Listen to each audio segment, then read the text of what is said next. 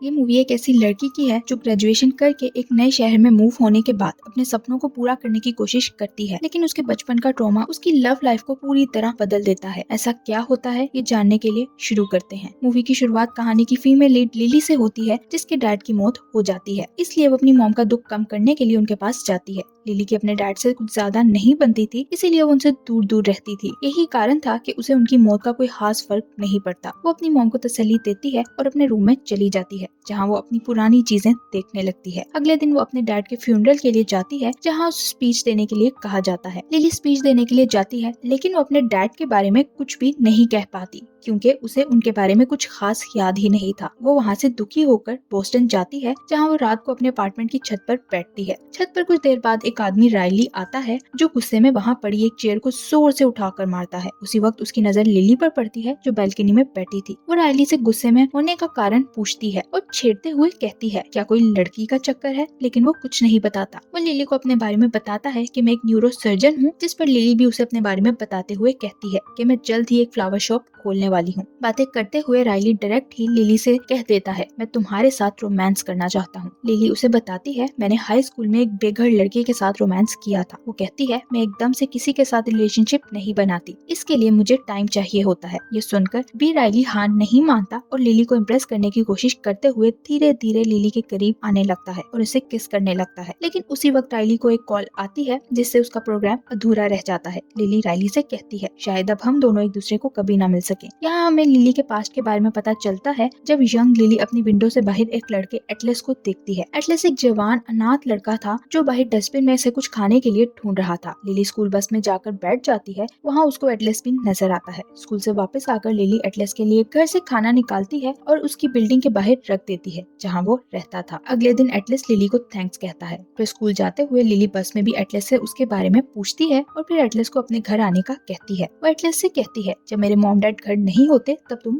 आ सकते हो, तुम वहाँ आकर नहा सकते हो और अपने कपड़े धो सकते हो। लिली उसे अपने पिता के कुछ कपड़े भी यूज करने के लिए देती है। एक दिन एटलस लिली के घर जाता है, जहाँ वो दोनों टीवी देखते हैं और इसी बीच वो दोनों एक दूसरे के क्लोज आने लगते हैं। एक दिन लिली और एटलस गार्डन में काम कर रहे थे, तभी एटलस लिली को बताता है, पिछली रात मैंने तुम्हारे डैड को तुम्हारी मॉम को गाली देते हुए सुना था। उसकी बात पर लिली कहती है, मेरे घर में ऐसा अक्सर होता रहता है। उसकी बात सुनकर एटलस उसकी उदासी को महसूस करके उसे हग कर लेता है। लिली और एटलस को स्कूल बस में बैठे दिखाया जाता है। वो दोनों कुछ लड़कियों को बातें करते सुनते हैं, जो कह रही थी, एटलस के बेघर, गंदे और बदबूदार होने की वजह से लिली किसी बीमारी की लपेट में आ सकती है। उसकी बात सुनकर लिली खड़ी होकर सबके सामने बस में एटलस को किस कर लेती है। ये देखकर बस में बैठे हुए कुछ लोग तो उससे बहुत इम्प्रेस होते हैं और कुछ लोगों के लिए वो मजीद मजाक उड़ाने की वजह बन जाती है। उसी दिन दोपहर को जब दोनों लिली के घर जाते हैं, तो एटलस लिली से पूछता है, क्या तुम मुझे वाकई किस करना चाहती थी या ये सब तुमने उन लड़कियों को दिखाने के लिए किया? उसकी बात सुनकर लिली कहती है, मैं तुम्हें किस करना चाहती थी, इसीलिए किस की। वो दोनों फिर से एक दूसरे को किस करने लगते हैं और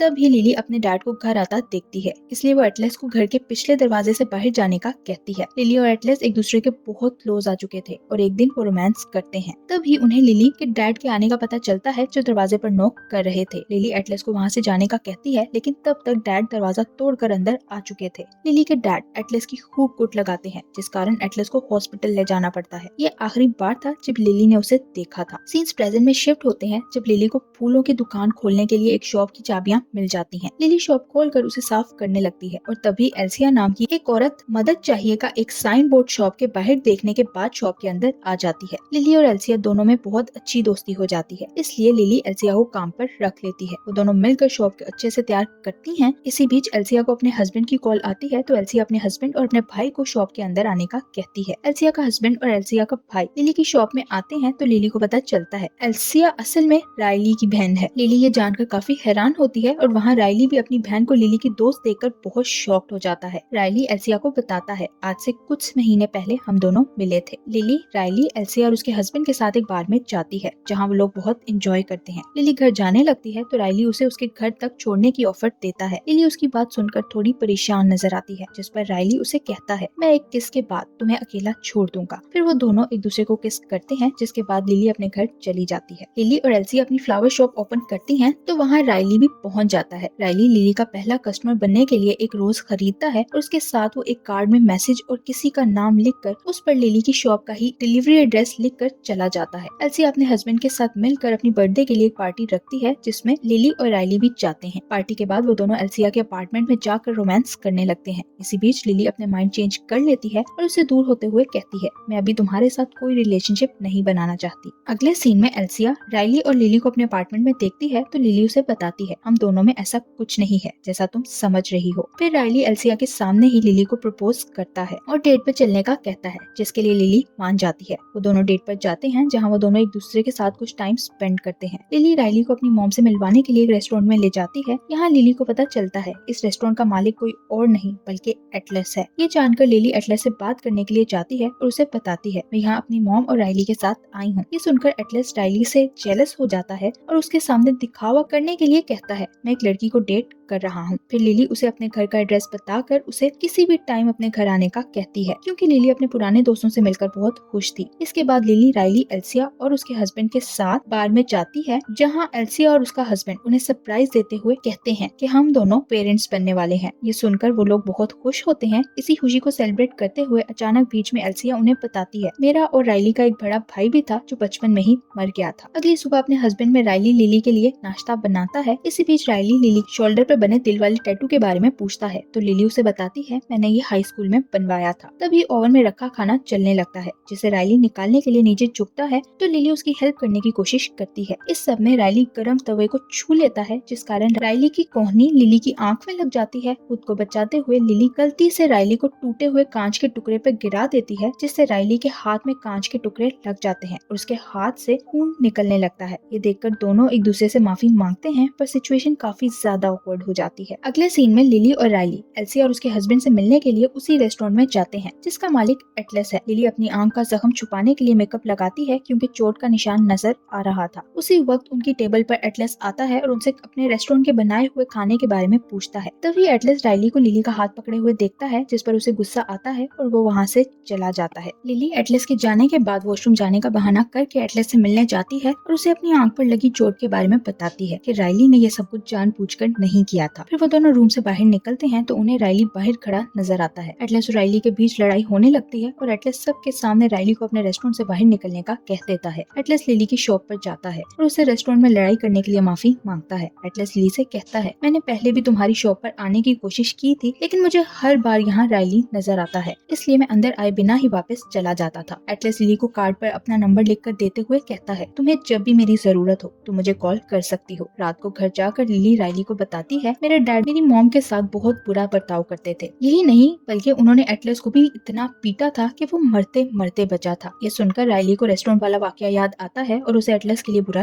लगता है। वो दोनों बातें करते करते एक दूसरे के साथ रोमांस करने लगते हैं। कुछ दिन बाद एल्सिया एक लड़की को जन्म देती है। हॉस्पिटल में सबके सामने राइली लिली को प्रपोज करता है, जिस पर लिली हाँ कह देती है। फिर वो दोनों जल्द ही शादी कर लेते हैं, लेकिन लिली अपनी मॉम को शादी पर नहीं बुलाती। लिली की मॉम उससे काफी निराश हो जाती है और उससे कॉल पर इस सब के बारे में बात करती है। उसी वक्त लिली को किसी चीज के गिरने की आवाज सुनाई देती है, इसीलिए वो रूम में जाती है, जहाँ राइली ने एटलस के नंबर कार्ड को देखकर रूम में पड़ा लैंप तोड़ दिया था। लिली राइली को विश्वास दिलाने की कोशिश करती है कि मेरे और एटलस के बीच में कुछ नहीं है जैसा तुम समझ रहे हो, लेकिन राइली उसकी बात को इग्नोर करके गुस्से में बाहर चला जाता है। राइली सीढ़ियों से नीचे जाने लगती है तो लिली उसे रोकने की कोशिश करती है। राइली लिली का हाथ पकड़कर तेजी से सीढ़ियां उतरने लगता है और वो लिली को सीढ़ियों से नीचे फेंक देता है, जिस कारण लिली बेहोश हो जाती है। लिली को होश आता है तो राइली उसे बताता है, तुम सीढ़ियों से फिसलकर बेहोश हो गई थी। लिली के सर पर एक घाव लगा था, जिस कारण उसे कुछ भी याद नहीं था कि उसके साथ क्या हुआ था। एल्सिया लिली को दिखाती है कि बोस्टन के मैगजीन में टॉप 10 बिजनेसेस के बारे में बताया गया है, जिसमें उनकी फ्लावर शॉप 7th नंबर पर है और एटलस का रेस्टोरेंट पहले नंबर पर है। रात को लिली घर जाती है तो राइली लिली को वही मैगजीन दिखाता है और उसे एटलस का इंटरव्यू सुनवाता है। राइली लिली को एटलस का इंटरव्यू पढ़ने के लिए मजबूर करता है, जिसमें एटलस ने कहा था उसने अपने रेस्टोरेंट को एक लड़की के प्यार से मुतासिर होकर बनाया था। एटलस ने इस इंटरव्यू में लिली का नाम तो नहीं लिया था, लेकिन राइली जानता था वो लड़की कोई और नहीं बल्कि लिली ही है। राइली को लिली पर गुस्सा आता है, इसलिए वो जबरदस्ती लिली के साथ रोमांस करने की कोशिश करता है, जिस पर लिली उसे धक्का देकर वहाँ से भाग जाती है। लिली एटलस के रेस्टोरेंट जाती है तो एटलस उसे देखकर समझ जाता है वो परेशान है। एटलस उसे हक करता है और उसे हॉस्पिटल ले जाता है, जहाँ लिली को पता चलता है वो प्रेग्नेंट है। एटलस लिली को अपने अपार्टमेंट लेके जाता है और उसे यहीं रहने का कहता है। अगले दिन एटलस लिली को बताता है, जब मैंने बचपन में तुम्हें देखा उससे पहले मैं खुद को मारने वाला था, लेकिन तुम्हें देखने के बाद मैं ऐसा नहीं कर सका। उस दिन जब तुम मेरे लिए खाना लेकर आई थी तो मुझे लगा था तुमने मेरी जान बचा ली है। फिर एटलस लिली को वापस उसके घर ले जाता है और उसे रिक्वेस्ट करता है, अगर तुम दोबारा किसी से प्यार करना चाहो तो इस बार मुझे ही चूज करना। अगले दिन लिली एल्सिया को राइली के बर्ताव के बारे में बताती है, जिस पर एल्सिया दुखी हो जाती है। लिली एल्सिया से पूछती है, तुम्हारे भाई के साथ क्या हुआ था जो बचपन में मर गया था? एल्सिया कहती है, जब हम छोटे थे उस वक्त राइली और मेरा बड़ा भाई खेल रहे थे। खेलते हुए उन्हें डैड के रूम में एक गन मिली जो लोडेड थी, जिसके बारे में वो दोनों नहीं जानते थे। राइली ने गलती से मेरे बड़े भाई पर गन चला दी, जिस कारण उसकी जान चली गई। तब से राइली परेशान रहता है। राइली की बहन होने के नाते एल्सिया लिली से माफी मांगते हुए कहती है, तुम राइली को माफ कर दो। लिली अपनी बेटी के जन्म की तैयारी करने के लिए एक नए घर में जाती है, जहाँ उसकी मॉम उसका नया घर तैयार करने में उसकी मदद करती है। एक दिन राइली उसकी मदद करने के इरादे से उसके घर आता है और उसे वापस अपने अपार्टमेंट में चलने का कहता है, लेकिन लिली वापस नहीं जाती। लिली राइली की मौजूदगी में अपनी बेटी को जन्म देती है, जिसका नाम वो एमी रखती है, और उसके बाद वो राइली से कहती है, मैं अब डिवोर्स लेना चाहती हूँ। जिस पर राइली उसे समझाते हुए कहता है, तुम्हें अपना फैसला बदल लेना चाहिए। उसकी बात पर लिली उसे कहती है, मैंने ये फैसला एमी के लिए किया है, ताकि एमी ये ना देख सके कि उसके डैड कितना गुस्से वाला है। ये सुनकर राइली भी दुखी दिल के साथ वहाँ से चला जाता है। राइली के जाने के बाद लिली एमी से कहती है, हमारी फैमिली का ये बुरा साइकिल खत्म हो गया है, जिसमें अपने पार्टनर को टॉर्चर किया जाता है। लिली एमी को अपनी मॉम के साथ अपने डैड की कब्र पर ले जाती है। फिर लिली काफी सालों तक अपनी फ्लावर शॉप को अकेले ही चलाती है और साथ साथ एमी की परवरिश भी करती है। एक दिन लिली और एटलस शहर में मिलते हैं और एक दूसरे को बताते हैं कि वो दोनों किसी को डेट नहीं कर रहे। इससे ये पता चलता है वो दोनों अपने इस रिश्ते को खत्म नहीं करना चाहते, जो काफी साल पहले उनके बीच बन गया था। और यहीं इस मूवी की एंडिंग हो जाती है। Thank you for watching.